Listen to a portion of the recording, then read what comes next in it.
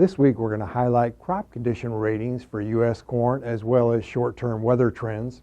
Then we're going to turn our attention to Brazil where harvest is ongoing.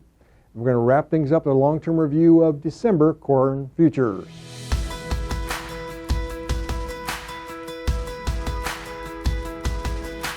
Hi, this is Brian Basting with Advanced Trading. Let's talk about the corn market. We moved in the month of June here, and this market remains very weak. Let's start out this week looking at updated crop condition ratings here in the U.S. Now, the USDA came out this week with its first comprehensive crop condition ratings for U.S. corn. What we did with this map was show in the red circles, that's the ratings that are below last year at this time. The green circles depict states that are above good to excellent versus last year. And the yellow circles basically unchanged from last year. Notice nationwide 67% good to excellent, 69% at this time last year. We've got a number of states in the west there, particularly in Kansas, Nebraska, Colorado below last year. Northern Plains slightly above. Moving to the heart of the Corn Belt, Illinois, Wisconsin, Michigan slightly above last year, and the southeast below. Let's take a look at the aggregate crop condition index now for corn.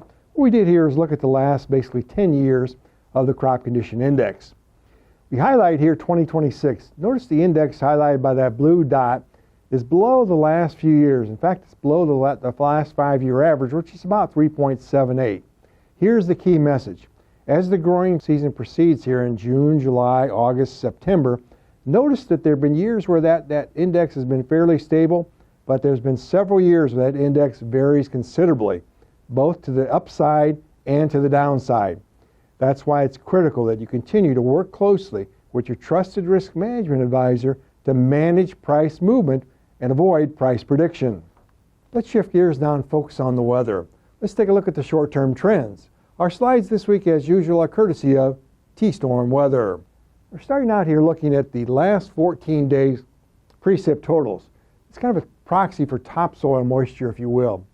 Notice many areas there across the country are yellow or green, which means pretty good soil moisture. There are some exceptions, however. Wisconsin is fairly dry. Northern half of Illinois, eastern half of Iowa, parts of northwest Indiana. So there are some spots there we're going to be keeping an eye on as you get further into the month. Let's now take a look at the short-term temperature forecast here. We're looking at a high that's setting up here for the next 7 to 10 days where it's going to be warmer than normal.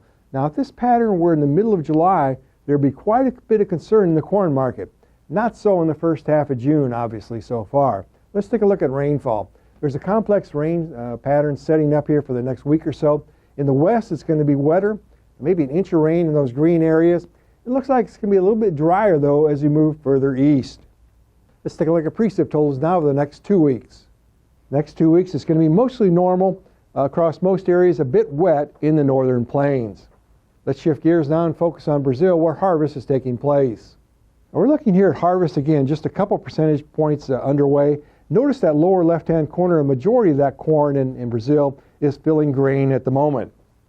With that in mind, let's take a look at rainfall the next 2 weeks. Notice most of those areas north are going to get ample rainfall. In fact, 79% of the corn is forecast to receive near normal or above normal rain the next 14 days. Let's wrap things up looking at trends in December corn. December corn, as you tape here on Tuesday, is falling down to $4.65 a bushel. Notice now from 1st of June, though, all the way into October, quite a bit of price volatility. So, again, critical to work closely with your trusted risk management advisor on your marketing positions. Now, if you'd like more information, please feel free to contact us at 309-664-2300. We'll put you in contact with one of our risk management consultants who'll be happy to visit with you at your convenience. Remember, we upload every Wednesday. Make sure to subscribe to our channel and never miss an update. Thanks a lot. Have a good week.